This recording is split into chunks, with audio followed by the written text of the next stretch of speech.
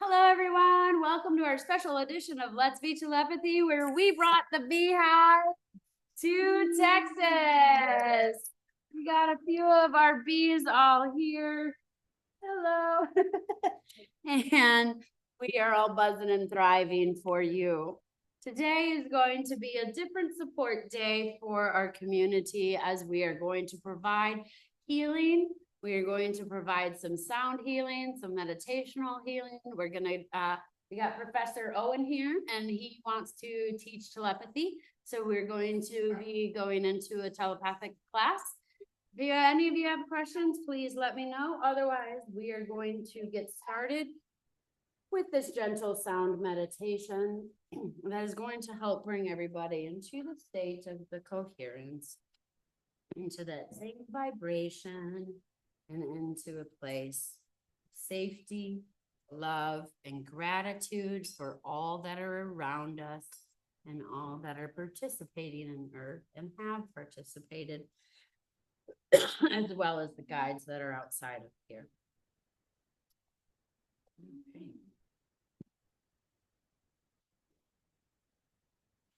In this meditation, just sit and find your spot that you feel safe and you feel comfortable in. Don't feel that you have to do anything or that you don't have to do anything. If controlling your breath is good for you, monitor the breath. If going breathless is better, go ahead and do that. Just find yourself into the place of the presence and the now. Your body, your mind, your soul. This is the calling.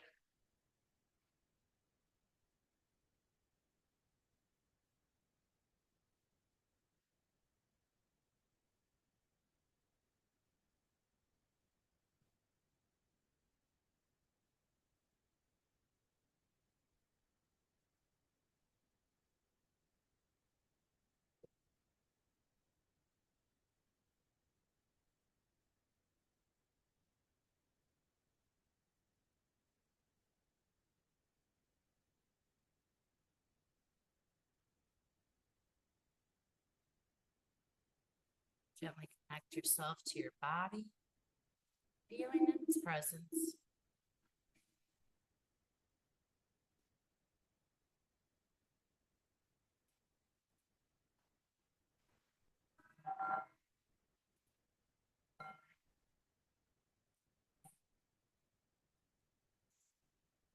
Many are having problems with the head today. Allow those thoughts to just go away. Doesn't matter right now. You are safe. You are loved. You are with people who understand you.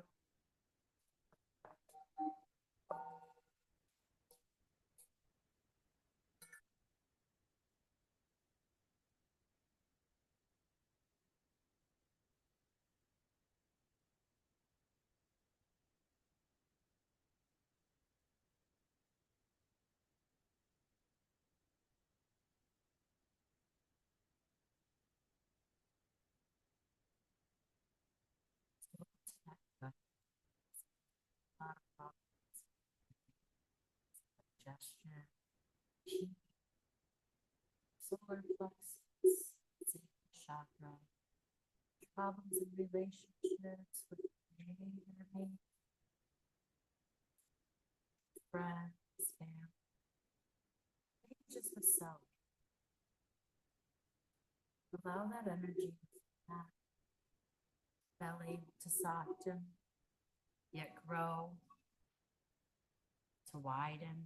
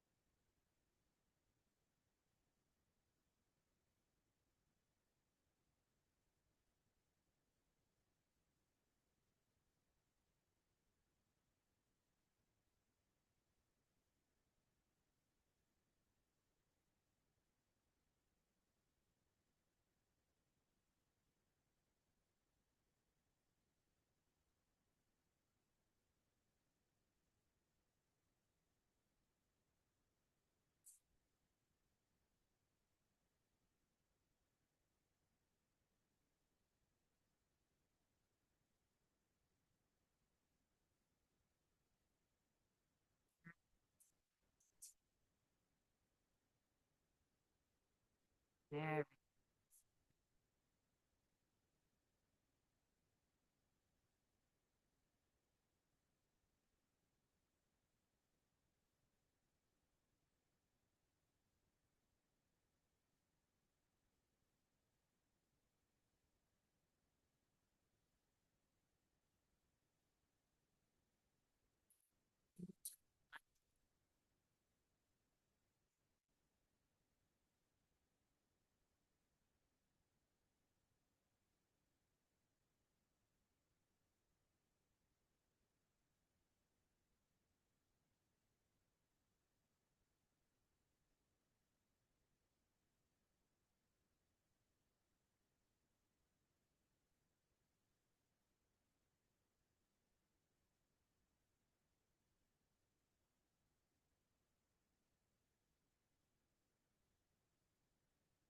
Through the wind of your breath.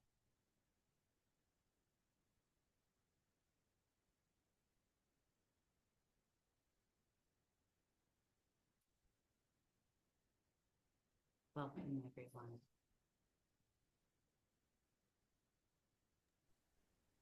I'm going to keep you in this meditational state right now.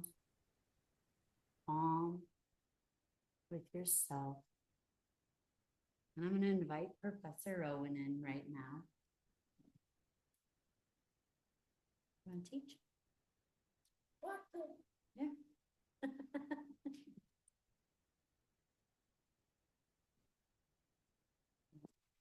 Oh, Owen's not going to be on film. Here we go. Oh. Feel with your breath. Feel with your heart.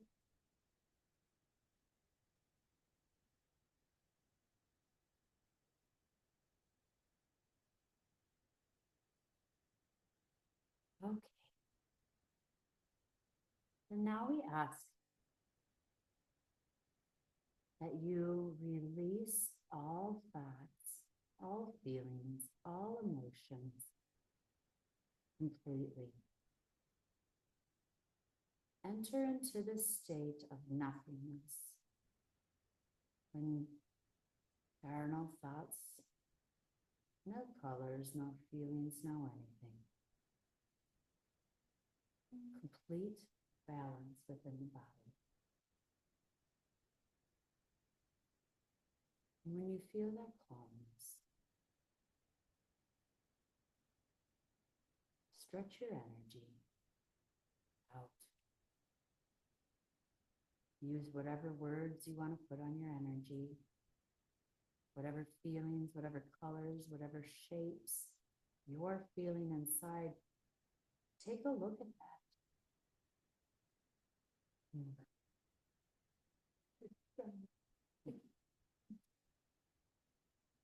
Listen. Feel for what self is saying right now. That energy and whatever you want to put out into the world, let that shine and push that out. You are the vessel that allows change in this world. With every breath, with every motion, express to the world how you want it to be, how you wish the world would be felt if you were fully engaged in it. What are your imprints? What's your message? What's your voice? What does that sound like?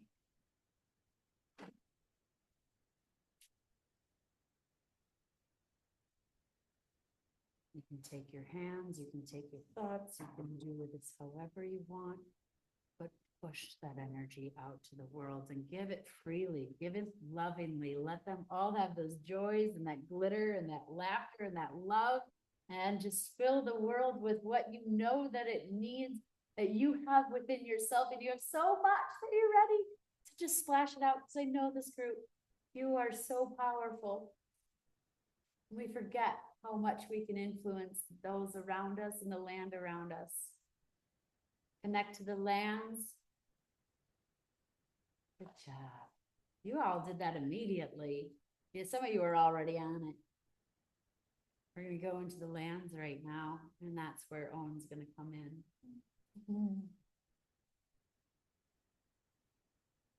Today, he wants to teach telepathic communication with nature, not humans. So he invites you to find a place within nature, whether that be the water, trees. Maybe it's just an image and not a place. Maybe it's just a feeling.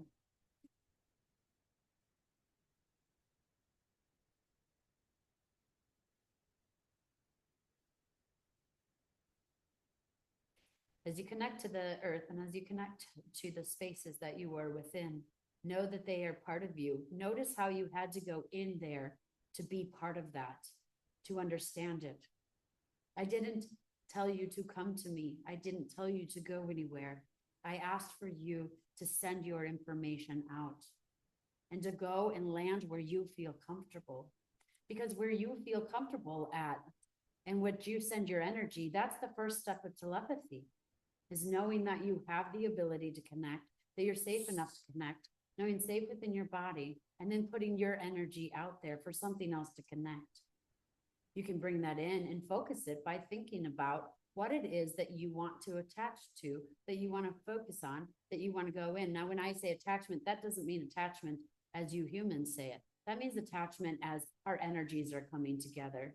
And when anything comes together, there is a sort of energetic attachment. So when I utilize the words attachment, know that I am saying when we attach to something that we become it. We are part of it. You are part of the nature that you sit in right now. You are part of this group that you are with right now. You are in it.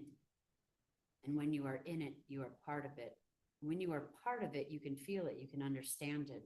Each of you individually have attached to something different. Please keep it within nature. I feel some of you trying to attach to me. This is Owen talking, and I'm sure, and I know you guys know this, but I just want to let you know, I just want to reiterate that he is saying that he feels that you are attaching to him. Go back to nature. And as we go into nature, as we go into the places that we want, what can that teach you? What space can you hold for it? Because that's truly what telepathy is about, is a symbiotic relationship between two things going in and going out. So when you are telepathically connecting to something, you will always learn something. You will always feel something. You will always acknowledge it. But you should always be giving your energy too in return. What is it that you're feeling? What is it that you need help with? Because telepathy is all about the deepest connection that we can have that is going to implement and infect, and he says infect in a good way. I just have to say that. That was the word I said to use it because I thought like something that's coming into your body and just spreading this light and taking over rather than the darkness. So I have to just say that. And he's saying infection can be in two different ways. It's not always a bad thing.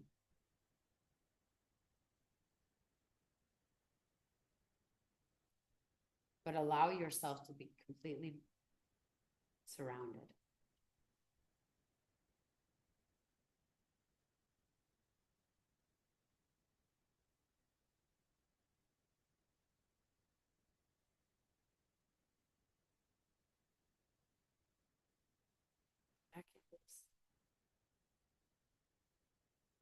Going back into the sounds, and we're asking that you just dive a little bit deeper.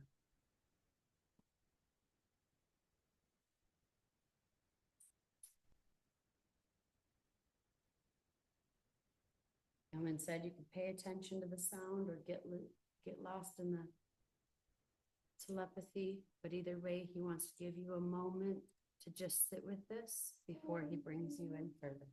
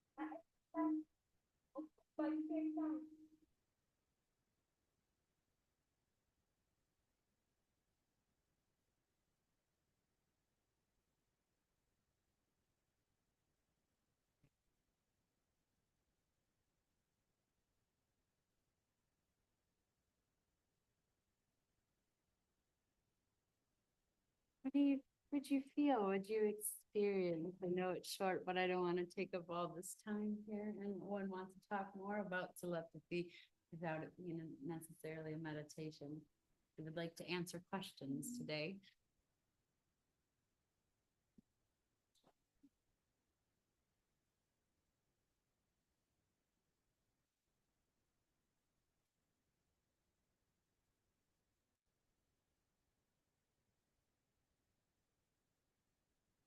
What did you guys all align with?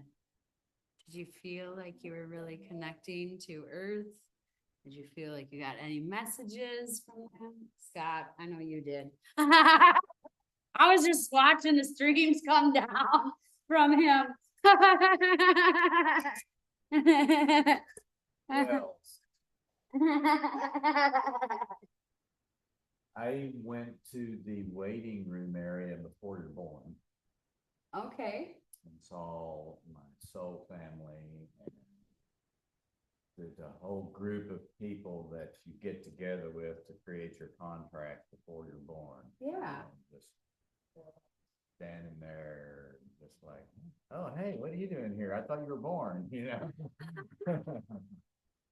And it was just this, not only a home feeling, but just the collective of the people that were there and all just like, I don't have earth words. It was like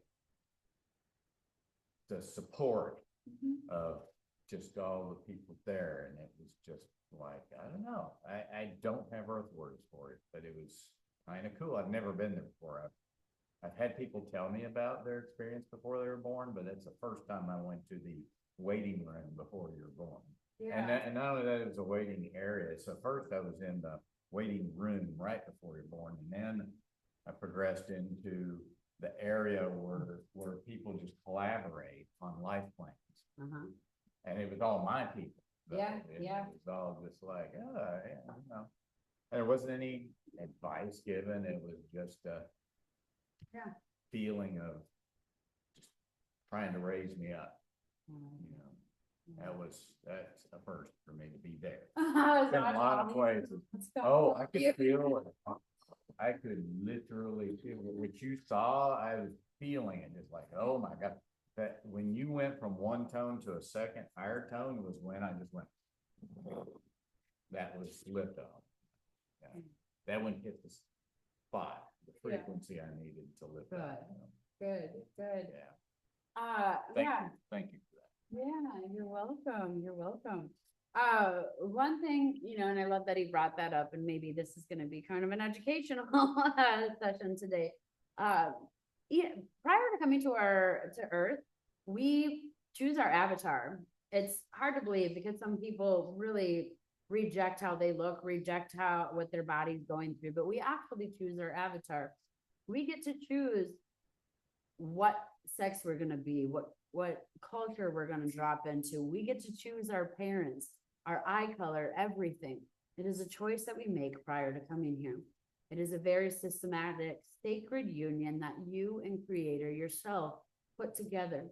Once Creator has designed the energy of thought and the presence of, I'm ready to create another body, and it's going to be you. And it's almost like Creator just picks a little star and starts to expand it. And it lets that star know where it's going to be, where it's going to go. And really it's a little light and what's going to happen to it. And then it sits with you and says, what do you want to go through? What do you want to learn? What is your life goals? What do you want to come out of this with? All of us have a mission per se in this world. Now, not all of them are big. Some people literally just come to rest and they just say, hey, you know what? I had 4 lives of war before this. I'm just going to sit and watch TV and do a 9-to-5 motionless job that I don't need to think. And that is their life path. Others they want to change the world, they want to change the waters, they want to tell, they want to do whatever. But whatever it is, we have pre-designed goals prior to getting here. The cool thing about life is we also get to drop different lights that when we know, hey, if we get into that motion at that time, the longitude and latitude is already set for the light to come there. So it just takes a moment, maybe like this meditation, where we're coming into it and the right frequency, the right light, and the right atmosphere hit that launch you into that place that gives you access to what you designed prior to coming to this earth. Now, that access could be something like Scott got that through the singing bowls, and he got to go see how his people were and who put him together. And when we talk about who put him together, we sit with a bunch of people prior to in spirit before we pass on. They give us their light, they give us their gifts, their abilities, but they also give us trauma to help them through as a gift.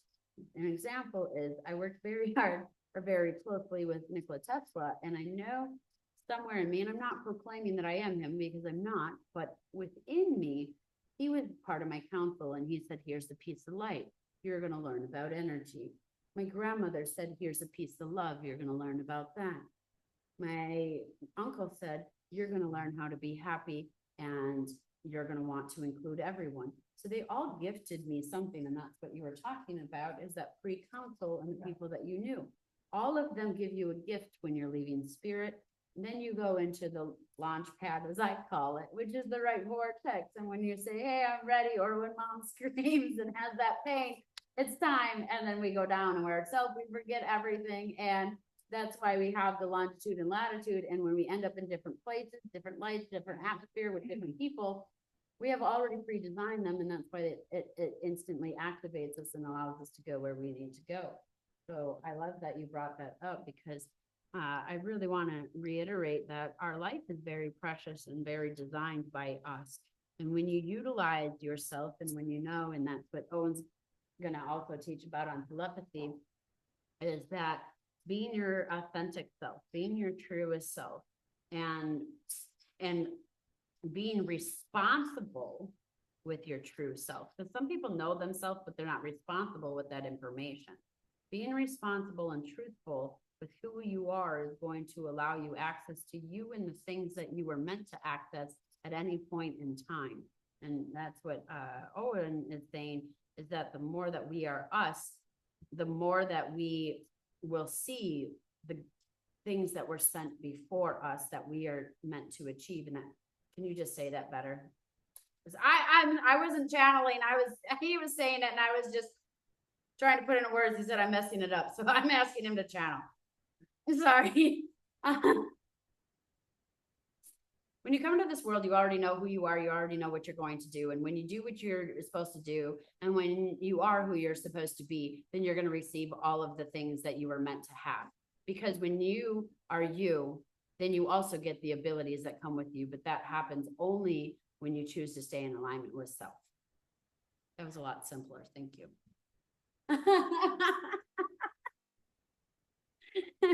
Okay.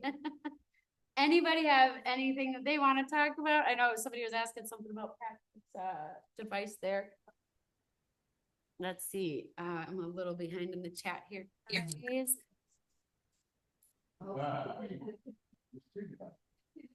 Oh no, Carmen, you can feel the bowls. This device or this device? Carmen, go ahead. Yeah, no, I have had a serious buzz since you started the whole thing. I couldn't hear the bowls because they were interfering with your voice. I don't know that if it's the phone or Zoom or whatever, not able to distinguish, but yeah, but I went and during the whole thing and went to my parents' farm where I grew up. So, hello.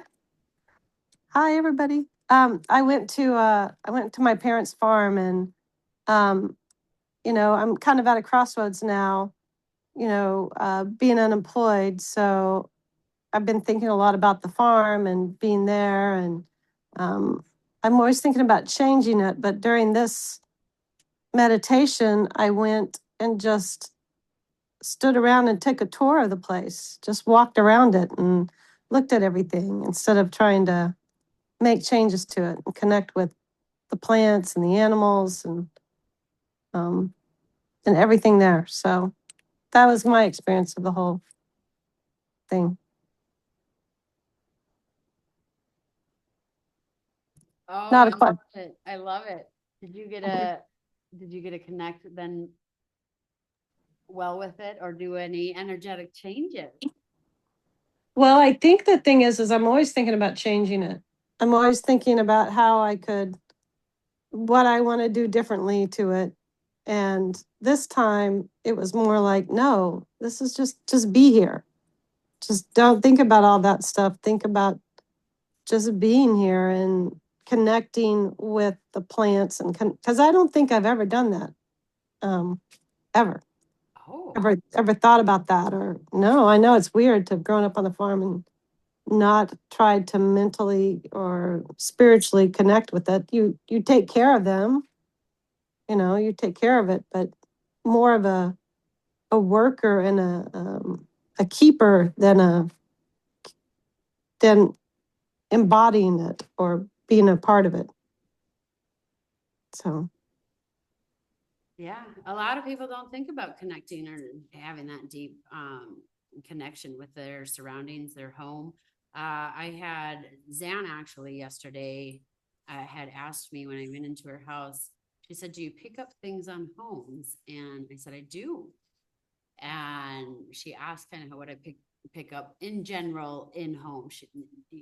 And I had made mention that when a house is really lived in, the house starts to pick up auras. It starts to have energy that's within it, and it almost becomes a living entity within itself, which is why in so many homes you'll see repeated behaviors between multiple families. If the family was good beforehand, you're going to have a family that's going to come in and want to do good work.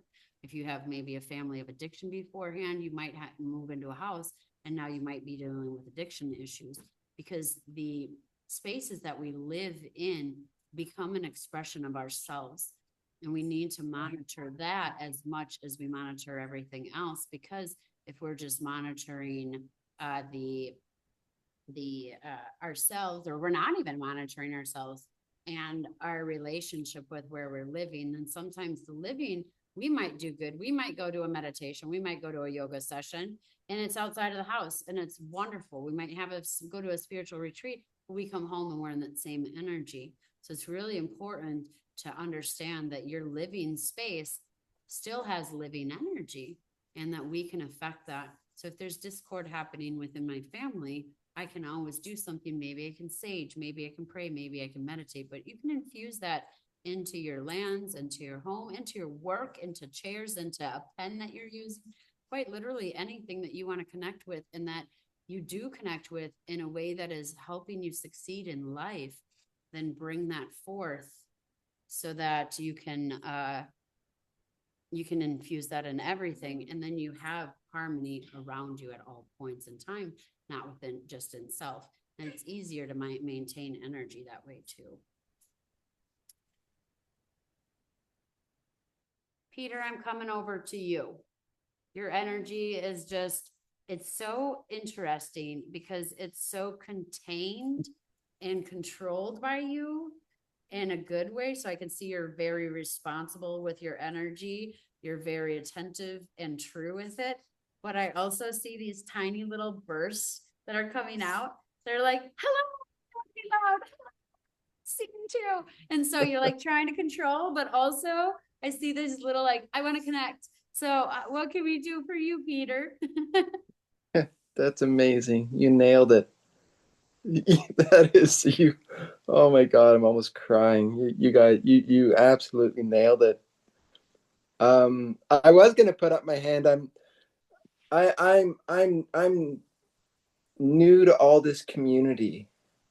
And I say that because I'm not new to this. I've had aspects of all this other world, as I call it, since birth. I mean, really, probably since I had an NDE when I was a child, and my world is so different than everyone else's. So the ability to connect to people that I just get it.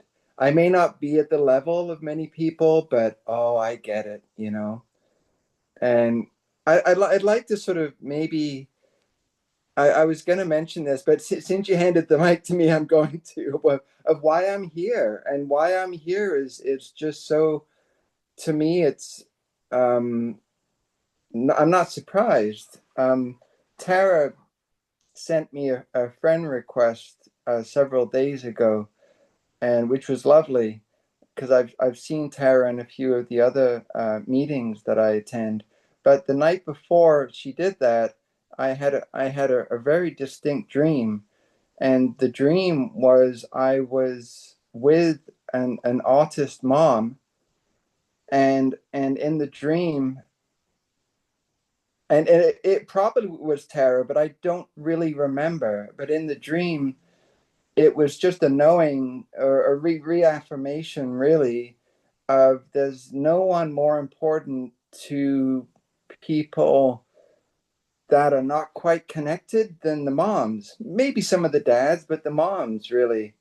And so that was the dream. And then I woke up from the dream, and it was so distinct, and I didn't really give it a lot of attention other than the message of what was I knew in the dream. And so the dream kind of faded a little bit, but I remembered that I was with an autist mom, and the autist moms are so important as sort of gateways to the neurotypical, let's say, world, and the message that can be shared or passed on or expanded on. And then half an hour after waking up, I got a friend request from Tara saying, "Hey, join this group. We're gonna have a meeting." And I was like, "WTF? That's what?" But like, it's amazing, but I wasn't surprised. I was like, well, of course that happened, because these things happen throughout my whole life. It's like, oh, here's another one, you know. Um, yeah, it's an interesting world for me. It's lovely that you guys all have these communities. I'm loving that Tara and Melissa, you're in the same room, and I'm kind of got one eye on both of your videos, and I'm watching it in 3D kind of. it's but it's amazing, this community, because I have nobody in my life, in my sphere, that is even remotely connected or even interested in any of this at all. And that's fine. I don't proselytize. I don't try to convince anyone. If I'm comfortable with someone, I might talk about it a little bit. And if they're interested, I'll talk a little bit more. But I'm largely kind of in. So when you say that I have, getting back to what you were saying initially about I have this controlled, a contained energy. That's why, because I see the marvel of everything. I see the wonderment of all that is, and and I won't even get into my meditations or dreams, which are just so bizarre and lovely. I don't understand them. So I live in another world. I live in this anyway. You all get it. I don't need to explain this, but thank you for having me. Yeah, I just want to say, we've oh yeah, maybe you mute yours first. Me. Yeah, me and Peter have been on a few calls, but oh wait, she's gonna lower her volume. Yeah, there we go. And yeah, it's funny because I've always thought about reaching out to you, Peter, but for some reason I was just like, I'm just gonna friend him. And also you have an orange cat as your profile picture, and I have an orange cat, and I'm not saying that was the reason I obviously always connected to you like on the calls. I just felt your energy was really good, and I wanted to, be friends with you outside of, when we just happened to be sporadically on calls. So I guess it was just the right Yeah. moment. And then Yeah. another strange thing, which I mentioned to you as we're messaging, Tara, is that our birthdays are technically the same day. Yeah, yeah, You're May 15th, right? yeah, yeah. And I'm May 16th in the United Kingdom where I was born, which is Oh my kind of May God. 15th. I was born early in the morning on the 16th, so that would make it May 15th in Oh, North that's America. funny. Yeah. All right. And I'm just like early afternoon, like 1 o'clock. So yeah, so it's not too far off. That's funny. That's cool. I'm just soaking it all in, really. I just, all these meetings I come to, I mean, of course I read endless books and I watch some videos and stuff, and I'm just soaking in all this amazing energy and love. I don't understand it. I'm kind of on the periphery, like I don't really have the intentional or conscious abilities of many people, but I feel it, I know it, especially when it comes to nature. So, was it Carmen that was just talking about being on the farm and being in nature, and that is my thing. I'm a landscape architect and I do habitat restoration. And one of the main things, of course, it's not surprising that I'm deeply into nature and the love of nature. But one of my main things is people ask me, well, I want to do this and I want to do that, and I just go, well, sometimes the best thing to do is nothing. It's just nothing. It's nature. Sometimes it needs an intervention with invasive species or whatever. But oftentimes it's happening. It's doing exactly what it needs to do.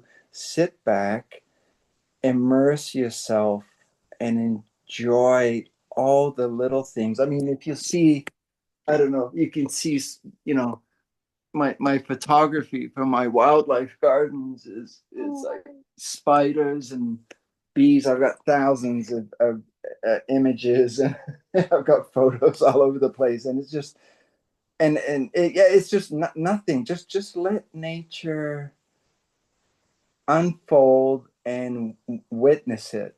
Just Mhm. witness the beauty of of I don't know, God energy, the oneness, all this. I don't know how to put it into words, but you guys obviously know what I'm talking about. Let nature be. That's what I was thinking the same thing. That's cute. Yeah. Yeah. E. Carmen wrote that. See, I kind of slip into like trying to explain it. And of course, and then I go, I don't need to explain it to you people. Like what am I doing? No, it was awesome. So it's nice to be in a group that I don't need to like, I can just exhale and listen. Yeah. Yeah. I just really felt that you would fit here, and I did see you just on a couple of different calls, and I just was like, he needs to be here. Well, thank you, Tara. Yeah. You definitely need community. And and I think that's exactly why you're here, is that you are part of our community. While you were talking, Owen's been working with this gentleman, Chris Blitzo, and he's really into these orbs. He's really into connecting inside our plane, but outside of this dimension. And he just kept pointing to you, and he says he's an alien being just like him, and that you connect completely different. I think you already said your purpose is that you're here to bring beauty to the world, show a different perspective and imagery within the mind, body, and soul that not other people have seen before. You have a gentle way about you of changing conversations and being able to guide them when maybe you see they're not going in the right way, that you use simple words and you can change perspectives in healing people. And that way you're a big counselor, but you're also a showman of life and a book writer. You actually have so many books behind you right now that I'm just seeing that need to be written about if you were an alien species coming in and looking into our world without humanity, what would that look like and what would that connection be? Sorry, my mind is blown Oh, right now. I couldn't hear. I can't. Oh, sorry. Okay. My mind is kind of blown right now because you are just so absolutely tapped in, and you're saying things that I've had suspicions of, or I thought maybe. Can you like, boy, I don't even want to. Can you, Melissa, can you just go back and explain what like, I'm an alien being? Can you explain that a bit further, because I kind of know that, but I can't put my finger on it. Your first touchdown of consciousness was not designed for Earth. You have lived plenty of lives before, and you visited plenty other planets. Your planetary system is so ancient that the light dissolved and that you don't have a home anymore. And so you've been visiting other planetary systems as a whole, and then planets itself. And you've been looking for a new home, and you seem to fall in love with the atmosphere, but you don't fall in love with the living things that are around. And it's more mainly because the planetary system that you worked in was an advanced, and also a advanced according to us and what we would look like now, but also it was, I say this, too advanced for Earth, but too new to understand that there could have been more beauty in it. So it worked very much. You and the lands and the living beings, there was no stuff. It was almost Avatar. That's what's just coming up. Avatar. If you've seen the movie Avatar, it was like your planet was Avatar. You were that connected to your tribe, to your people. I mean, to your, they're people, but they're not people. I'm saying people, but your living things and the land, and you were so interconnected. Something happened where a meteorite or something crashed into your planet, and that crash knocked you, it was like it knocked you out of the orbital belt, and then the light just disintegrated, and it was all darkness, and then nothing grew, nothing came, and everything died. It's still floating around there, and you're still having hope for access of reuniting it, but it's almost like you're looking through other planets to find how to fix yours. And because any planet that you touch down on is not your home. You feel connected, you see the beauty, but it's still not your home. And you are so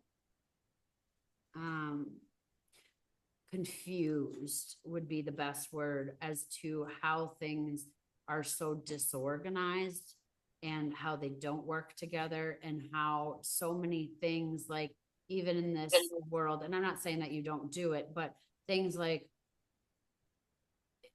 don't make sense that people do, where it's like, we don't have to have that, but it's fun, maybe something such as intercourse or something.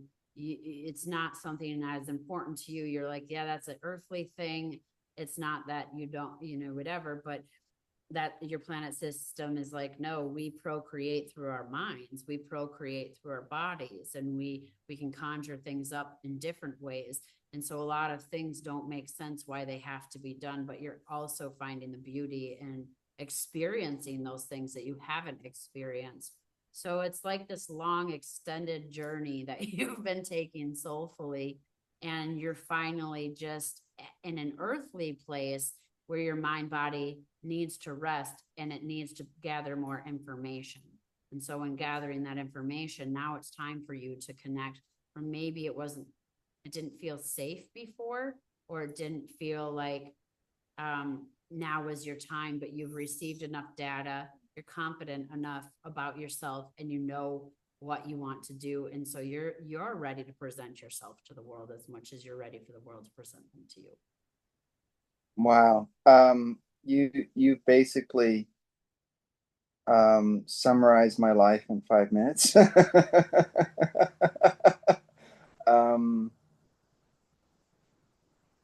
Boy, yes, everything you said, I'm kind of, mind blown is an understatement. And this is where I could get into some of my, when I go into like meditations and I return to the void and I get taken places, and it's out of a science fiction movie. I get taken places that I'm seeing columnar glowing energy crystals expanding into infinity upwards, and then I'm taken to, I mean, just I could, yeah. I know I'm not human. It's just a really strange thing. I don't understand humans and that lack of connectivity to everything that lives. I just, it doesn't, it's never made sense to me why people wouldn't look at the smallest insect and microbe and water and just embrace it and love it and nurture it with all we can, because everything, I've never understood how people can just live with their blindfolds on, seeing through. I don't know if anyone's ever read this book by Kurt Vonnegut, and it's called Slaughterhouse-Five. It's probably one of my favorite novels of all time.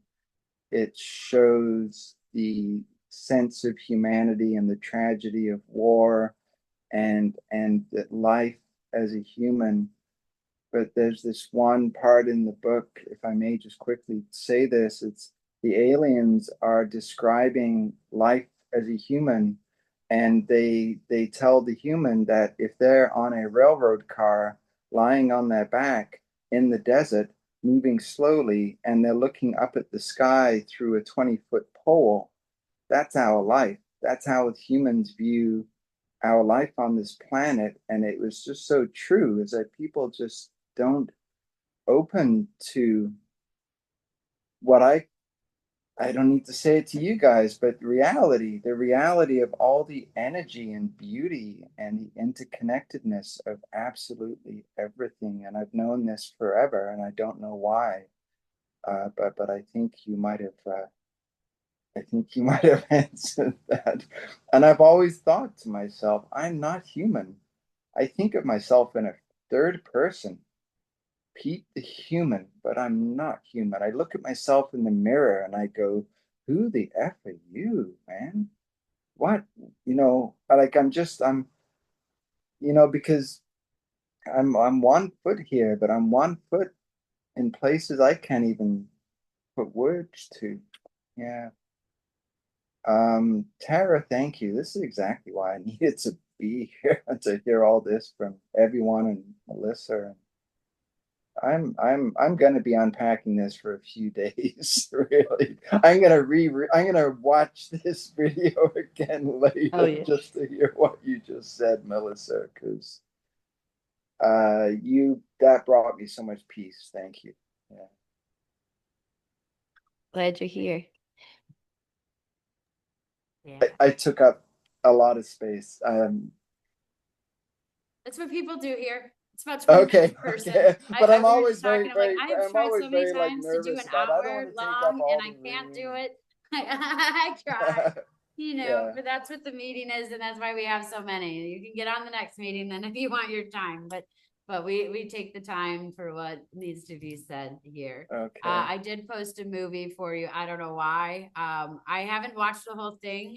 But it did look amazing, and I don't know. They just said to guides just said pass that movie on to. It's called Valerian. Valerian. Oh yeah, you probably saying it better. Yeah, Valerian. I'm gonna watch it later. Thank you. Yeah, it's about other planetary like planets that are dying, and so there's this hub where all the aliens come in and they meet each other to see where they're gonna end up going from there. I'm crying with almost like just tears of joy and relief. It's wonderful. Wow. That I can't even explain what's happening right now. I'm just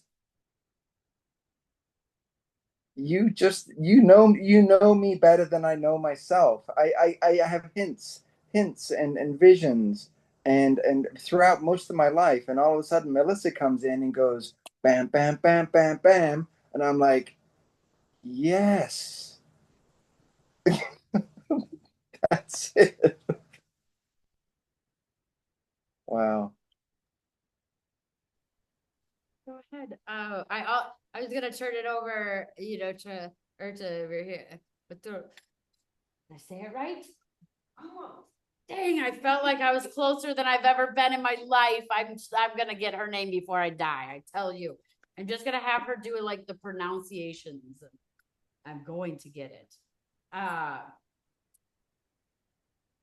As he was talking, I could just feel the guys behind saying, "You feel the same way." And I see, she's just such a gem and such a beauty in our world, a beautiful angel that has decided to live in this earth life to help some people.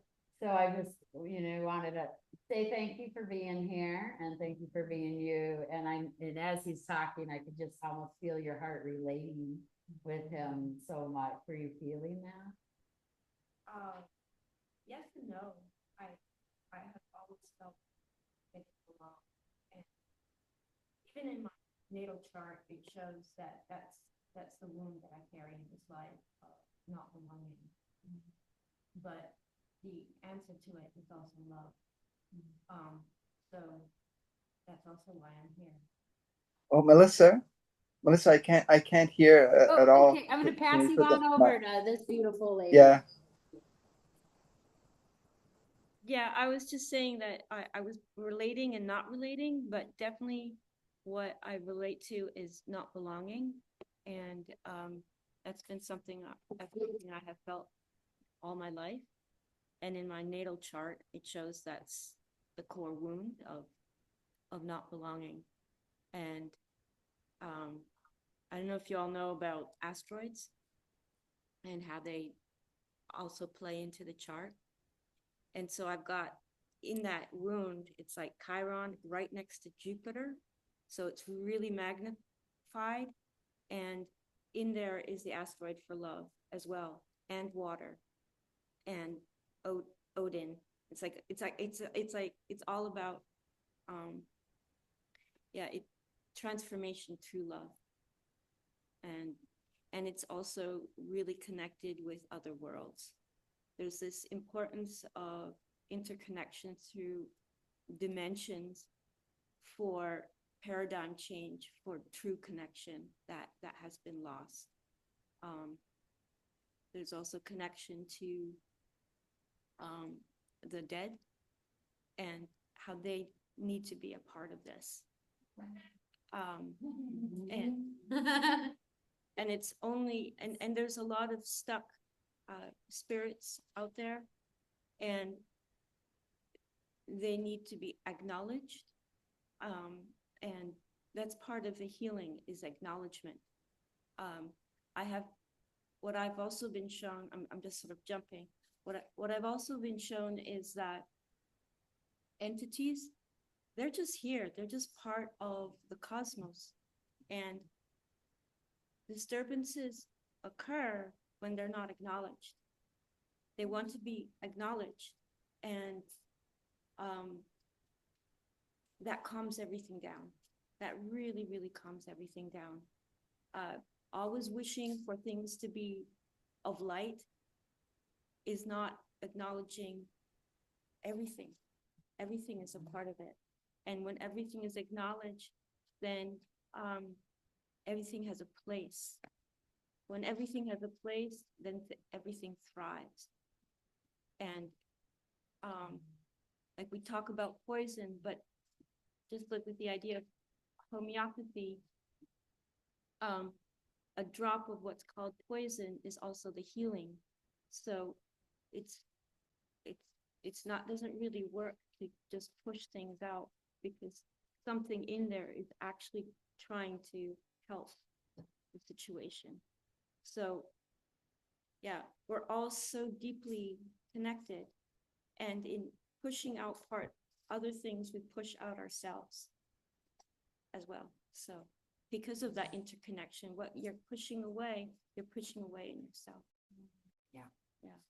I think I've talked enough the moments. I was just thinking I want you to talk more. Well, I love how you talked I can, on that. I can follow on to, we actually had this discussion this morning about ancestral trauma and healing. Whoops, I did something there. And so to back up what she's saying, part of the team that I work with on helping clear earthbound spirits is that they're stuck here, their ancestral trauma, and the ancestors are here trying to free them.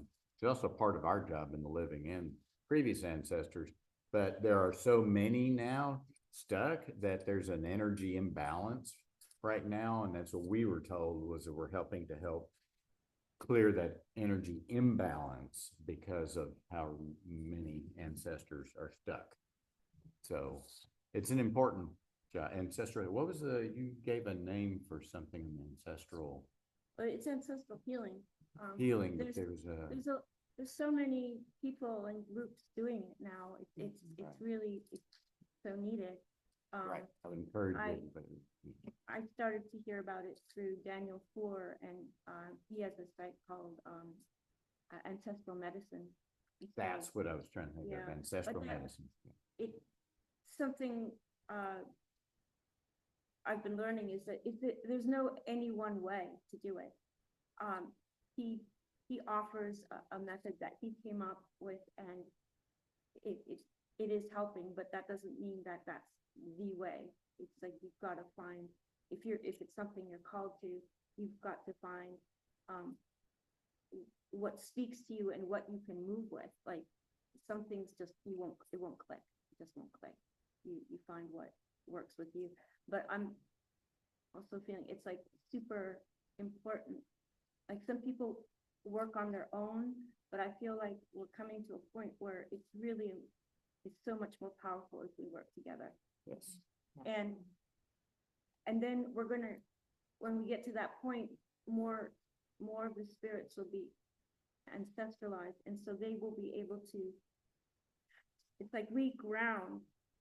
It's really, really important. We're a very important part of this because we ground energy that needs to move, because they can't do it all on their own. It's like there's this real connection thing that happens. But I feel like there's a lot of things that have gotten stuck here. Like, let's say in the United States, a huge amount of trauma has happened on these lands, and part of the stuckness of bringing movement to that is that there are so many stuck spirits, and they need to be part of peacemaking, because unless they have peace, we carry their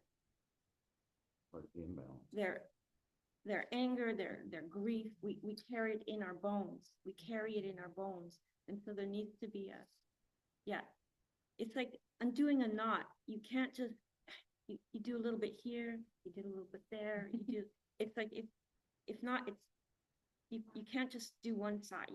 There's so many parts to this. And so that's also the need for groups, because everybody is going to have different skills on how to loosen what has gotten calcified, which is whatever is stuck. The stuck energy. Yeah. And so now, again, that's somebody else starts.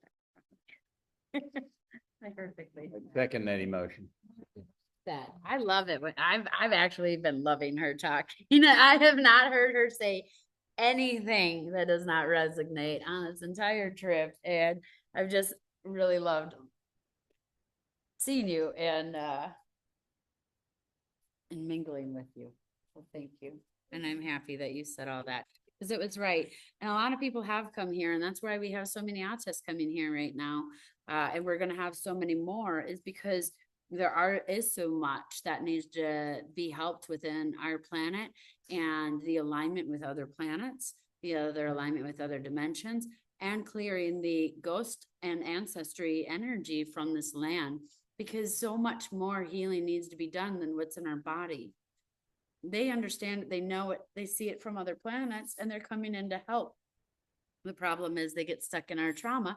As it was mentioned, our lands have so much trauma, and we have these wars, and then the wars go away, right? And the homes and the families and everything around it keeps existing. And they don't take a day or a week or even a moment of prayers over those lands or energy over those lands where that trauma was. And I know I've felt a lot coming on this trip as I drove through, and I drove through Waco, and that was so much for me.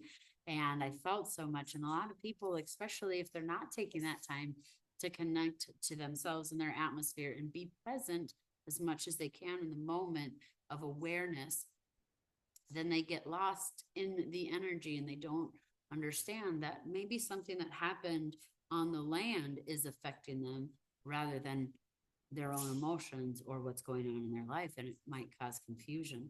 So it's really important to help clear trauma on so many different levels. Now, Miss Carrie joined us here, and I'm going to put her on the spot as I know she kind of hid.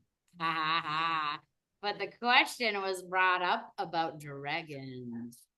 And she is I self-proclaim her as a dragon expert, but she's I know. She's really good with energy. She speaks the language of the dragons. I've heard her speak the language of the dragons. I don't know if she knew she was speaking it. But I do. she knows she's very close. So can you talk about dragons?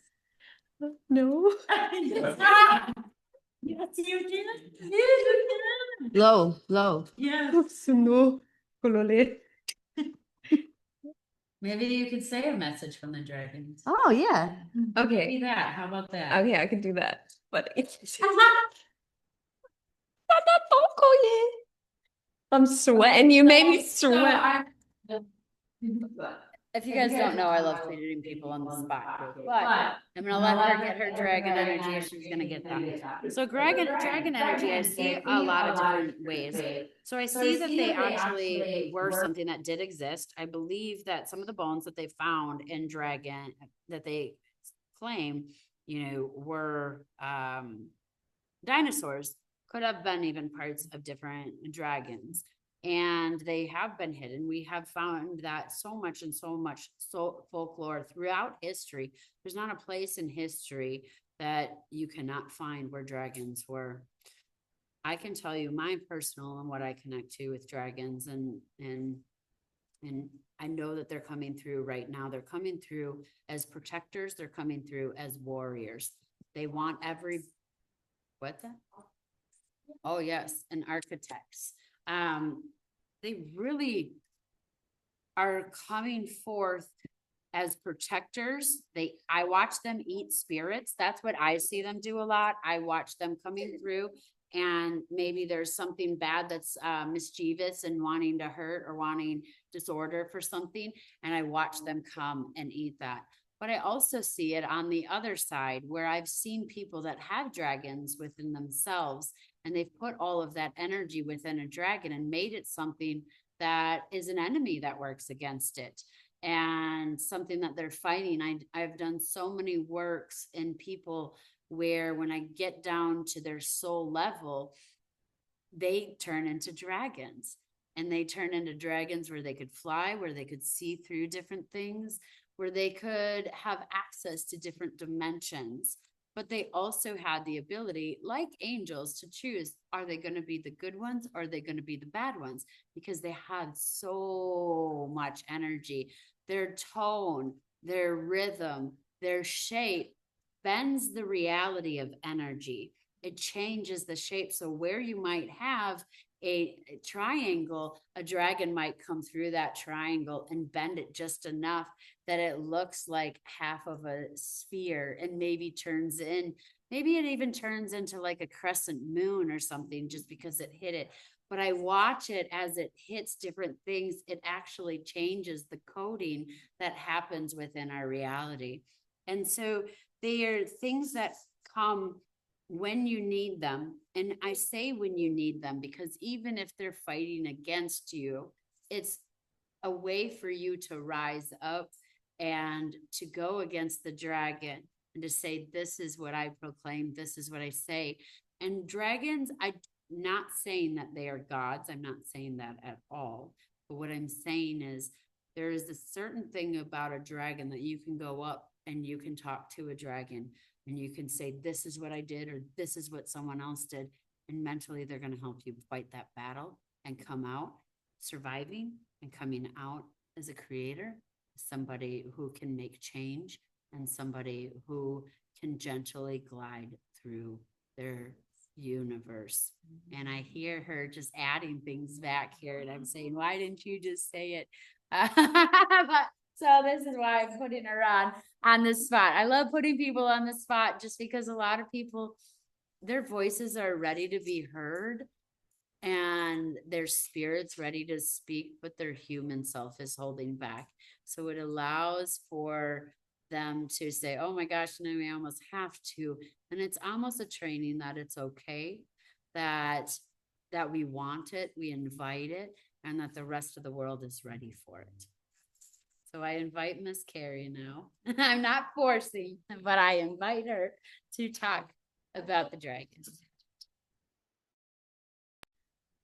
No, I feel better now because I specifically am embodying the architect. I'm here to deconstruct and then rebuild the alignment. I think for the collective, I think that's why I'm here.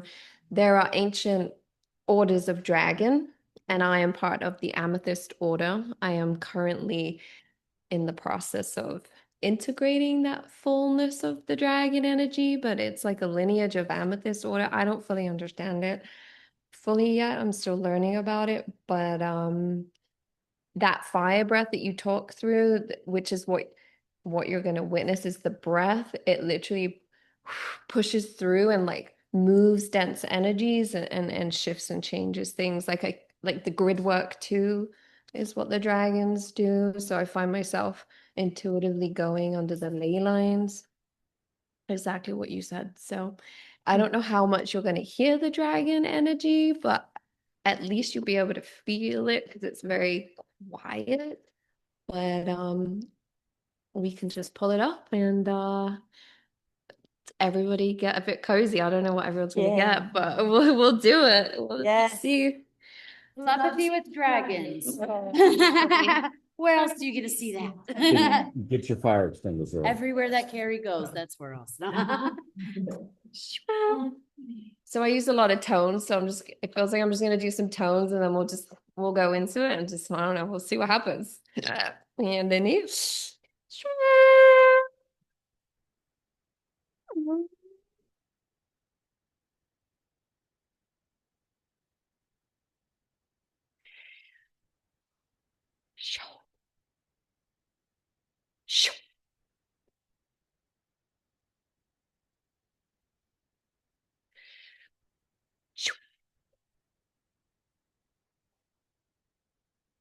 and I feel it because it's like you truly are safe to experience it, but I feel that like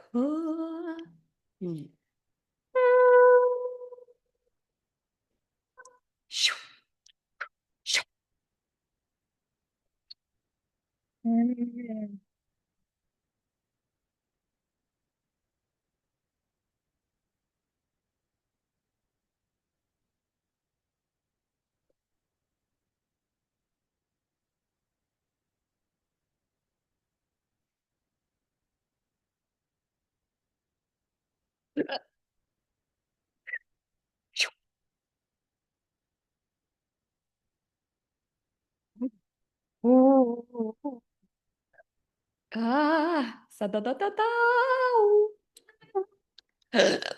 Excuse me, it's like intense.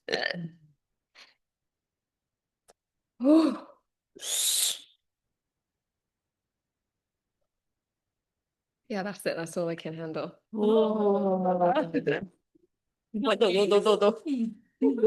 are on fire. Dragonfly. Yeah. I don't know if anybody wants to share their experience, but I'm like, holy fuck.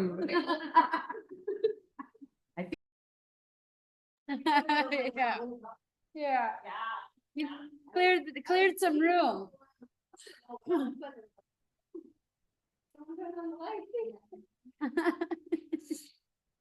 All right. Owen is like, I want to tap into the dragon energy. He's trying to do it too. Oh, I love it. I love it. So Carrie gets hiccups when she gets a lot of energy that's going through her. So that's what that is right now. But that was her doing the channeling to the dragon. What did you guys feel back there? I felt like I saw this little man in a light, and then all of these little wrinkles around, just being like, I clear you.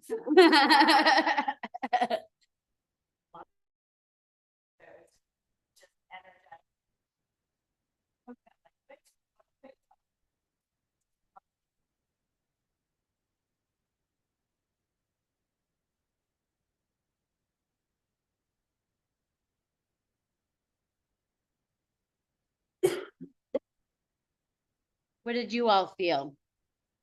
Yeah, what'd you feel out there? You have been very active and your energy has been just all over it. I love it. What are you Me? feeling there? Hi. Oh, I mean, I just Are you talking? I immediately saw you got came off mute. in There we the go. zone, I can't some hear you. zone, so I really enjoy it. Can you guys hear? Great. Yes. Can you hear me? No.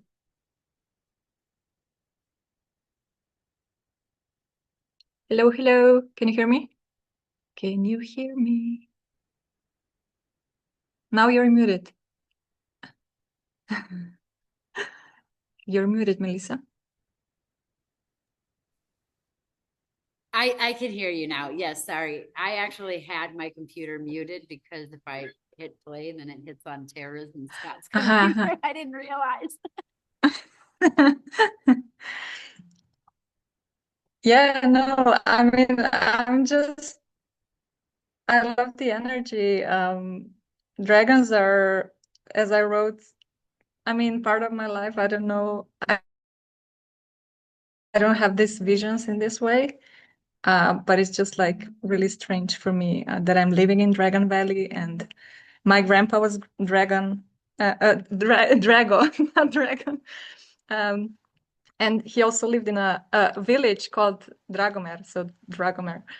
So yeah, I don't know. I just find it funny and interesting, and I'm looking forward to just discovering more about it.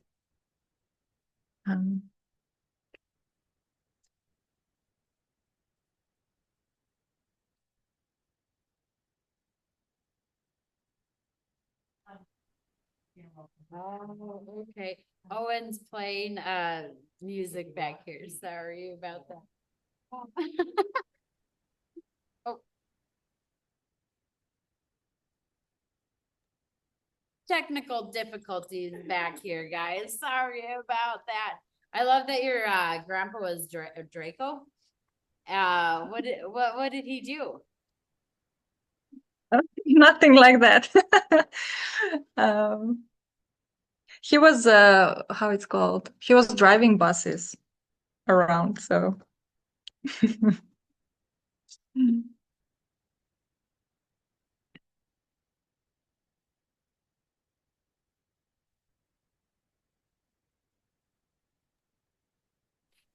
Okay.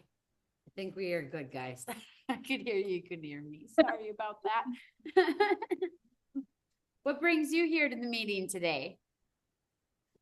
Oh, it's just telepathy called me last year in the end of the year. And I started listening telepathy tapes, and I was just like 2 days, just all day. And then when I went to sleep, I don't know what happened. I forgot, but there was something. I just knew that I was so much in this energy field of that my dreams were I don't know how, maybe I was lucid dreaming, but I'm not sure. Like it was just something that I knew, like, wow, I forgot. um but I just knew that, this is something that I want to explore this year. And then my friend, actually, she contacted you at some point last year and she told me, oh, yeah, I'm also into it. And I was like, you didn't tell me. So we were like simultaneously into this and like discovering it. And then she told me about an interview with you, and I listened to it. We listened to it together, and I was like, wow. And then I found your Facebook group, and I was like, just as I was listening to telepathy tapes, I always knew that autism is not that like what they think it is. I just always, I don't know, just I was like, tell me what you know, like all neurodivergent people. I always knew that they are here for something more, that they're just more sensitive. So I was just like, how can I help these people? Like, what can I do? I just want to be a part of this community or whatever. So yeah, I'm just here. I just had a calling and I'm here. Yeah. Well, welcome. We like your very playful fairy energy that you carry around. Yeah. You have like an inner artist in you, like I haven't seen in someone for a while that just wants to be like, it just wants to come out so hard. Oh yeah, yeah. Allow it to happen. Allow it to happen. Yeah. It feels like I'm always on the edge of birthing something, but it's just like, I don't know. It's hard to burst the bubble.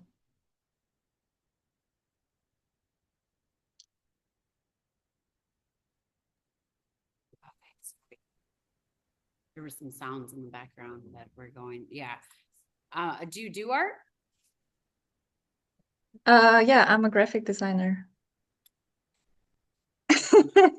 Of course you have something that wants to come out. But I'm switching to, I want to do coaching. Okay. So I'm kind of in the process of birthing that. Something around that, something with like holding space for people to heal their like just blocks and help them to become free again.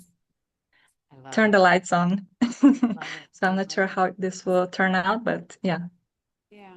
Oh, I love it. Thank you. Donna and Marie, Cindy, you all haven't joined in yet. Do you have anything you want to chime in on or talk about? Me and Jason are just here to love and support today, Melissa. Love you guys. We love you. How's he been doing since we did some energy on him last time? I feel like everything has definitely settled. I think I mentioned the last time that there was a lot of vocal distress. Like his normal loops were not normal sounds that he was making, and they have stopped completely. And so I mean, I'm taking that as a positive sign. So yeah, no, I appreciate you so much. You called that right out, and didn't have to even say anything. So no, that means the world to us. But yeah, he seems really happy, and he seems like he's in a really good spot. I mean, I don't know if you can like tap in and just check with him really quick, but I mean, just to make sure. But yeah, he seems well. Yeah, I didn't see anything on him, so that's why I was asking. Oh, Sometimes they come in and then they leave. yeah. And so I didn't see it on him, so I just wanted to make sure that everything was okay. No, beautiful. Thank you for looking out for my baby. Good. Appreciate you. You too. You too. Donna, how are you? Hi. So I don't really know where to start because I have so many things to say and things in common with everybody. And I just want to thank you for having me. I'm a friend of Tara and Owen and Carmen. We were just on a trip in December with Chris Bledsoe to see the orbs, um, which was like the most fun ever. I honestly, I'm like orb obsessed. They're so fun. Um, let's see. So I am a twin flame, which means I had another person that incarnated with my soul blueprint, and he's my partner, but he died. Um, Although nobody really dies, so we don't really use that word. And so we're still connected, between the dimensions, and I can go there and visit, and we have a life over there and a child that did not exist here in the physical. He only exists there, um, because we had him after my partner transitioned. So when I met Owen, it felt like he knows my partner and my kid. And the thing is, this kid, it's weird for me because I didn't have physical children. Um, and my partner wanted that, but it was not going to happen. It was too late and it just wasn't in the cards. So I don't know how to be a mom.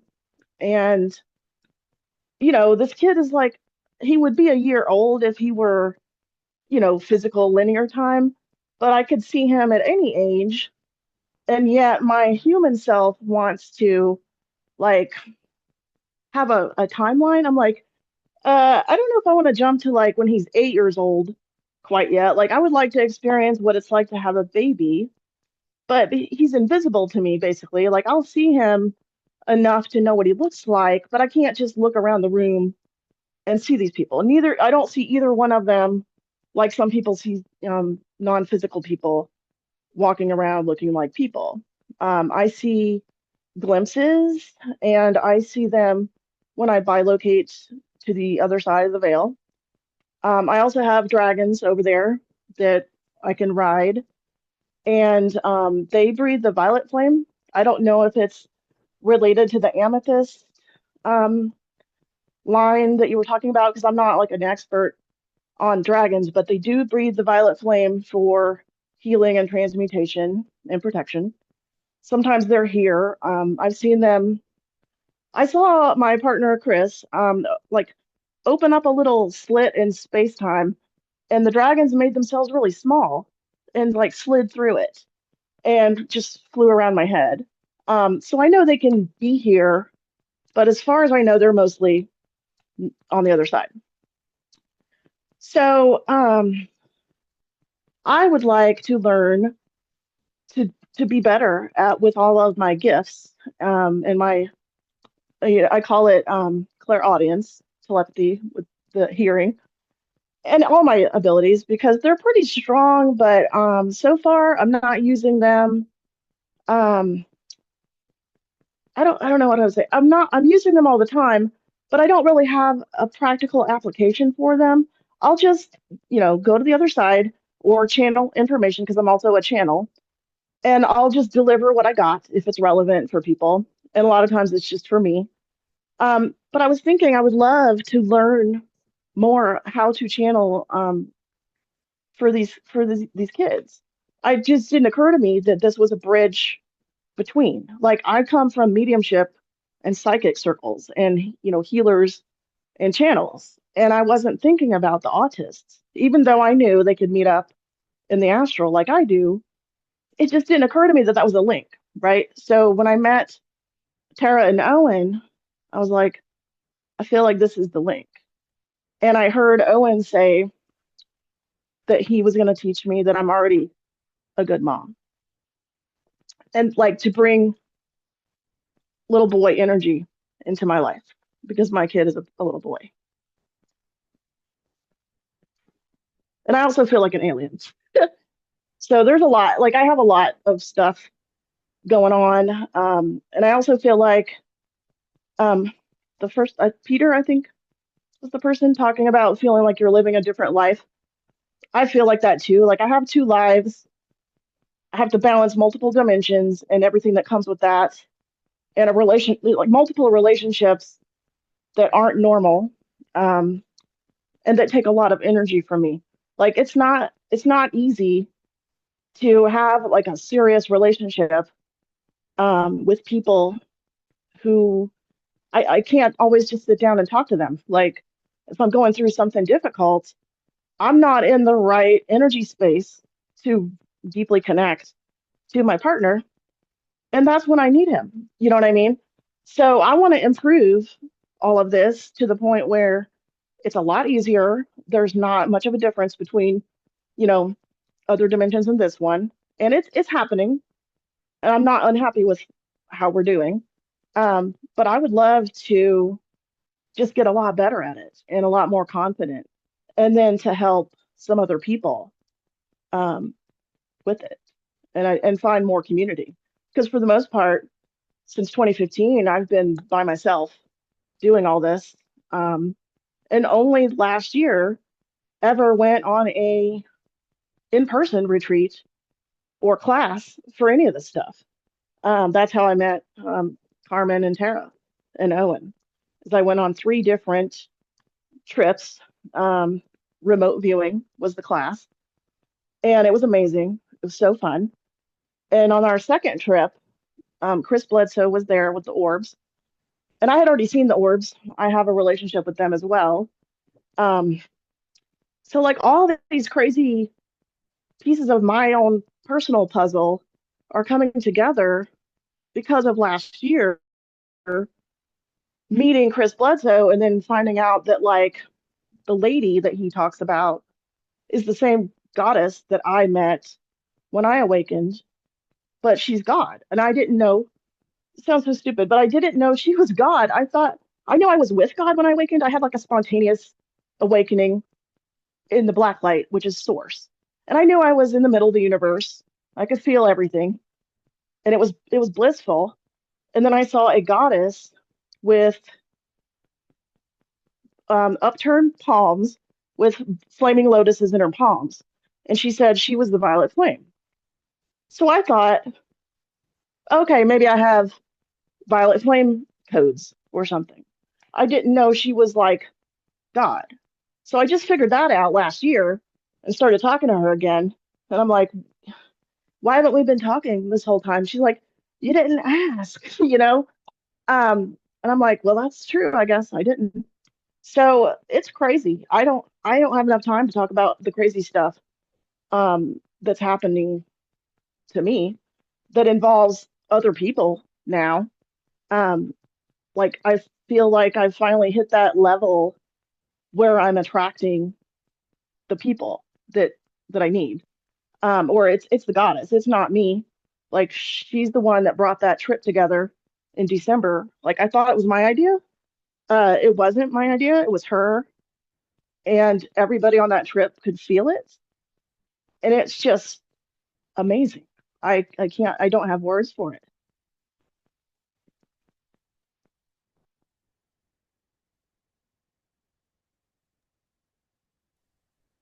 That's a lot, so I'm gonna try to hit on as much as I can hit on. I was asking Owen, do you want to take this one or do you want me? At first he was eating and he was just enjoying food and he's like, I'm not talking right now.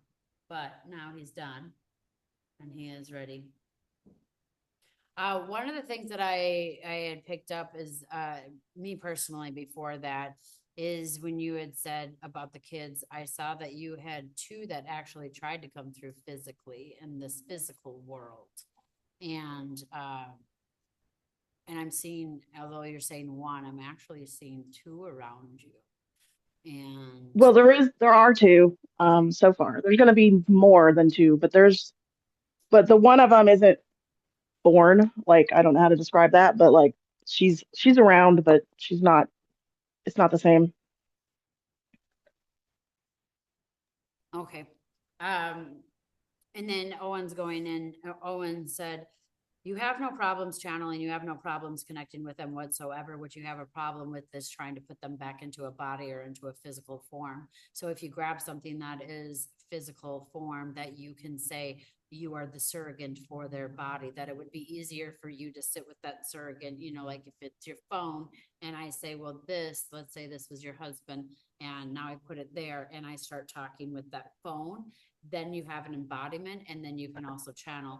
Take yourself outside as though you are the channeler channeling for somebody else and record yourself doing so that you can hear the message later. And that way you can go into that full channeling. You feel like you will feel like you're channeling to somebody else, but you will also feel like you have a body to channel from. So that's one of Okay. the ways that with the channeling that is really going to help bring that forth and allow you to talk and to see more. The community does want you, and he says the community doesn't see you as a mother. The community sees you as a matriarch to all, as a sister, as a mother, as a grandmother, as somebody who is humbly coming to us as though she doesn't know what she knows. So he's calling you out that you know a lot more, and you're asking questions that you know the answer for, but you don't have the confidence to follow through on, he says. So having the confidence is going to be a lot of help that you need, and just saying, you know what, I'm going to do it and it's going to happen. And just go with it and let it go. And if it doesn't, you've already been afraid of failure for so many times. Oh, well, Right. just do it now. And Right. Who cares? I get that. Yeah. Yep. So just walk through that one. You are definitely here. He says that you're here to, he's kind of showing me, why have we never thought of that? Whoa. So we have respite care, right? Where like people go and they bring things, and sometimes there's like respite care, but you have to go through like you have PCA hours, or you have respite care hours and the county pays for it, kind of thing, or whatever. He said that he says, we need a big brother, big sister program, and we'd love for you to be that. But going in and taking them and like out on community and doing respite care, like big brother, big sister program, only big mother, big father. And your husband's the big father because he's on the other side taking care of their spirit, and you're on this physical side taking care of their physical. Right. See, this is what blew my mind because I was like, wait a second. That means that my husband and my kid know all these kids and they know me. And now there's physical people that can truly interact with my non-physical family. And I mean, mediums do it. I know that. Like, I do it. But like, this is different. You know what I mean? It's a Yeah. different bridge. It's amazing. Yeah. That's so cool. Well, if you could get that company, I'm sure so many parents would invest into that. And I bet I know people, like 6 people from this room, that would probably do it if they had that opportunity to go and say, I'm just going to go do volunteering. You know, I don't know how that would look, because you'd probably need some kind of training and whatnot. But I mean, what a good idea. Tara's over here is like, yeah.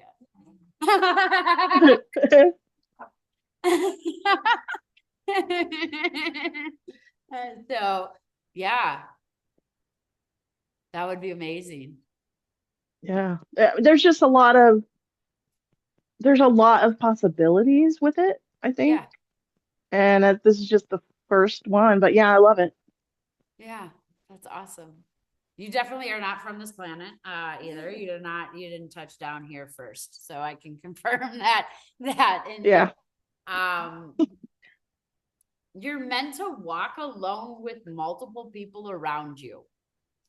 So you'll always have the illusion around you, like you have so many friends and there's so many people around you and there's so much support, but realistically you're really alone in that, and you're doing the one supporting, and that's why so many people are around you, and they're all, oh, look at how many friends and how many people you have. You're like, but I don't. No, I don't. I could count on one hand the amount of people that I actually say are real friends, and they're not local. I mean, I have friends here that I like. They're good people. I'm just saying, not that like soul family connection. Um, I felt it with Tara and Owen and everybody on that trip, everybody in our group, but especially them. But I don't have that like in my physical proximity, you know? Yeah, I understand that. Well, the best I can offer is come into the Zoom meetings. We're definitely going to be having more of these get-togethers down the road, and we'll be having a lot more community gatherings. We're going to be switching states and where we're going to be doing them too. So, Cool. we'll definitely get either two. What state are you in? North Carolina. Ha! Done. Yeah. Done. Already talked about and done. We got you. We'll be meeting Awesome. you this year. Yay. Already done. So yes. And you all have family here. You all have family here. And Yeah, it's great. it's not the same kind of family, but it's the family that we all kind of need, right? and know each and every one of you that come in the Zoom meeting. We're all part of something big. We're all part of something beautiful, and we're all, and that something big and beautiful is a family tribe.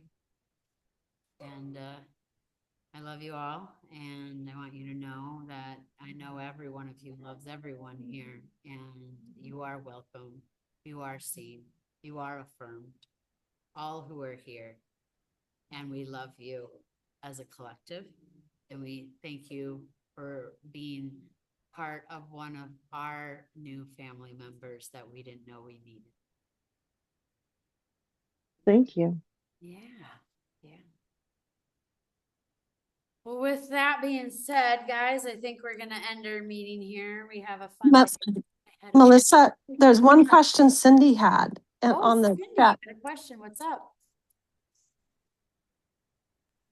No, I put it in the chat. I know you're wrapping it up, but I'm just like, I did this whole big deep dive into Chris Bledsoe.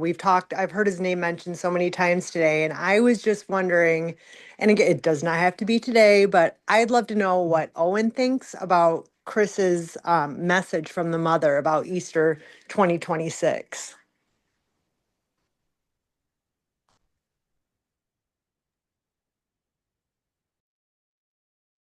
About Easter, you said? Okay. There's some validation of what is being said, but some of the communication has been lost within the form that it was going down. But we are going to see a lot of rise. We're going to see a lot of energy, and he's showing fire energy that's going to be coming through. A lot of that love, a lot of the energy, a lot of the expression of light is going to be coming forth, and he is correct on a lot of that. There is just going to be a little bit more destruction that is also going to be added on to that, and there's going to be a little bit extra emotions that are going to be added on to that. And so that's the only thing that maybe he would add on to what he thinks is, he says it is going to be a little bit more of a spiritual thing, not so much of a physical thing that we're going to be seeing first. But with that, as much as there's going to be this growth and this development, and we're going to have support in ways that we haven't had support before, as there are many interplanetary beings. I don't even know a word for that, Owen. He's like, it's not just it's dimensions, and it's timelines, and it's realms, it's realities. It's like the whole set. Like if you're looking at a Blockbuster, if you remember Blockbuster or know what that is, you used to go in there and there used to be tons of VHSs, and you go and see all the stories, and he's saying all the stories are coming to truth, all of them are coming fruition, and all of them are coming up. And when he says they're coming to truth, that doesn't necessarily mean that they are truth, but people are going to be putting their truth ahead of the people will be saying their truth, and they'll be believing the truth. And so they're going to forefront and put the truth out in front. And which is going to be great, because whenever all of the evidence and all of the information is laid out in front of us, then we will be able to dissect and to identify what was real and what was not real. And we will be able to knock the lies off the table and keep the truth on the table. So we're going to be seeing things as they emerge through and they come through. It is a resurrection in so many different ways, as we are coming forth, and we are bringing to the forefront what is exactly happening and what needs to be destroyed. And as we go forward throughout 2026, we're going to see many of the energies that are going to be calling, send us the truth, send us everything that you have to say, tell us what you're thinking, tell us what you're feeling. And they're going to be pulling that out. And just as Uthor had said, we're going to start dissecting, and we're going to be able to see where the knots have actually been made, and we're going to be able to detangle them and start to organize our world in ways that we haven't organized it yet. We've already been through all of that trauma, and everybody is ready for healing. And not only are the humans ready to heal, but the Creator is ready to heal, and the lands are ready to heal with us and heal us, as they have been through enough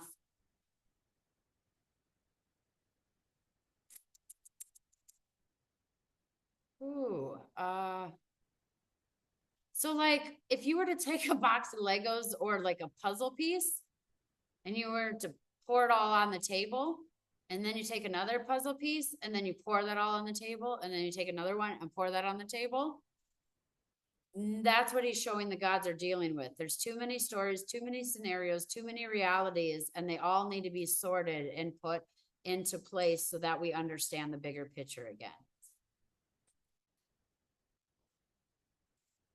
So, That's awesome. Thank you. yeah. Really cool. I like how he just put that. He's like, this is what you guys did. You took all the boxes and put them together and you thought it was one thing and it's not. They're all different stories. They're all different lines. Stop putting the dimensions and the timelines and everything together.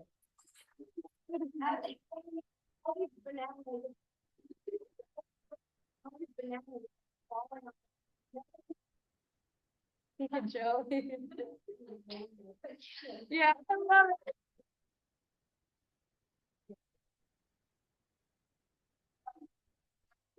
Yeah, when you think. We can't hear you guys. Whatever you guys said, we can't hear. Oh, they can't hear you. We didn't hear any of that.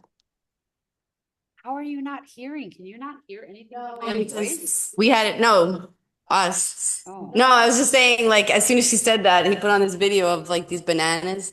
And then the bananas, like when he said it, and it's just too many puzzle pieces and this and that. And then like this massive amount of bananas just started falling on top. And then there it is again. You know those bananas are for me though.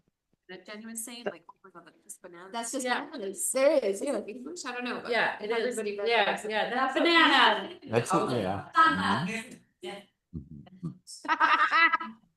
Well, all right. The world's gone to bananas, guys, but we're gonna be the trees. Hold it down, space. So, all right. Well, Owen, you want to say bye? All right. With that being said, we love you all. Have a beautiful day. Thank you so much for being here. I miss you. I am coming to visit you. I'm gonna come see you, and I'm gonna see my friend John in the next 3 months. All right. Love you. Okay, everyone. Say bye. Bye, thank you. Bye. That's just bananas.